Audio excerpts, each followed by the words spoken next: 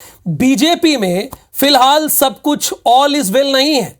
भले बीजेपी नेता लाख दावे करें कि दीपक जोशी के छोड़ने से पार्टी की सेहत पर कोई फर्क नहीं पड़ेगा, ना ही भंवर सिंह शेखावत, सत्यनारायण सत्तन और अनूप मिश्रा के बयानों का कोई असर होगा।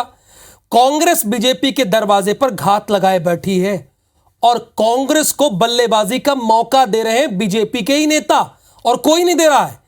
नाराज नेताओं का गुस्सा शांत करने के बजाय बीजेपी के प्रवक्ता उनके खिलाफ बयान देकर पार्टी की मुश्किलें बढ़ा रहे हैं। और कौन है वो प्रवक्ता, देखिए रिपोर्ट में आप।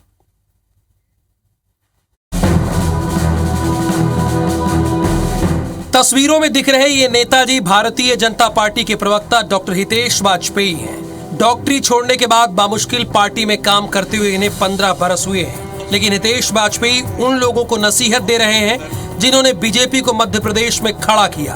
दीपक जोशी, सत्यनारायण सत्तन और भंवर सिंह शेखावत के तीखे बयानों को संभालने के बजाय हितेश वाजपेयी ने उन्हें और भड़काने का काम किया है। दरअसल हितेश वाजपेयी ने पार्टी लाइन से बाहर जाकर बयानबाजी करने वाले सीनियर नेताओं को टिकट का लालची बताया है। वाजपेयी ने यह बयान दिया है कि जो नेता बीजेपी के खिलाफ बोल रहे हैं वो टिकट की चाहत रखते हैं। जाहिर है कम से कम उस शख्स को वाजपेयी का ये बयान हजम नहीं होगा जो इंदौर में बीजेपी का सबसे पहला विधायक रहा हो और अटल जी के बुलावे पर सरकारी नौकरी छोड़कर 1980 में बीजेपी में शामिल हुआ हो। देखिए, चुनाव आते हैं तो ये सब बातें होती हैं, तो बहुत सारी जो बयान हैं वो चुनाव के संदर्भ में ज़्यादा है, पोजीशनिंग है उनकी टिकट को लेके, बाकी चीज़ों के, और ठीक है, होता है। तो जब चुनाव आते हैं इन बयानों की बयार आती है। टिकट नहीं चाहिए, मुझे कुछ नहीं चाहिए, मैं केवल कार्यकर्ता के सम्मान की बात करने के लिए यहाँ पर आया हूँ कि कार्यकर्ता सम्मानित हो, जो अपना घर छोड़ता है, द्वार छोड़ता है, संगठन के लिए अपने आप को समर्पित करता है, उस कार्यकर्ता का सम्मान बरकरार रहे। वाजपेयी के बयान के बाद बीजेपी के वरिष्ठ नेताओं में गुस्सा है, खासकर उन नेताओं में जो बीजेपी की हालत दुरुस्त करने के लिए पार्टी को सुझाव दे रहे हैं। इन नेताओं में वो नेता भी शामिल हैं जो बीजेपी के जन्म से ही पार्टी के साथ जुड़े हुए हैं, जिन्होंने बीजेपी को प्रदेश में स्थापित करने के लिए तन मन और धन से काम किया हो।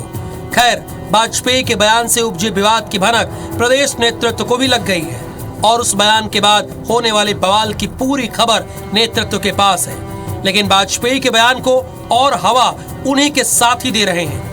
बीजेपी के प्रदेश मंत्री राहुल कोठारी भी हितेश वाजपेयी के बयान को समर्थन देकर पार्टी के सीनियर नेताओं की नाराजगी को हवा दे रहे हैं। उधर कांग्रेस मौके को तरीके से भुना रही है। कोई भी व्यक्ति बयान देता है तो सोच समझकर ही बयान देता है। कौन सी परिस्थिति के तहत वो बयान दिया गया है, कौन से प्रश्न के आधार पर वो जवाब दिया गया, तो उसकी अपने आप में सोचने का विषय। एक बात बहुत सत्य है कि भारतीय जनता पार्टी के साथ, विचार के साथ जो लोग खड़े हैं वो लगातार खड़े रहें, इसकी चिंता सबको करनी होती है।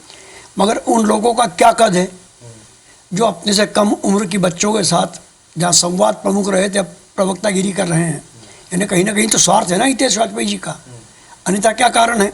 उनको ऐसी क्या मजबूरी है जो अपने से जूनियर लड़कों के साथ प्रवक्तागिरी कर रहे हैं? तो स्वार्थ हितेश वाजपेयी जैसे लोगों का है, सत्तन जी का नहीं है। बीजेपी के सामने ये संकट बड़ा है।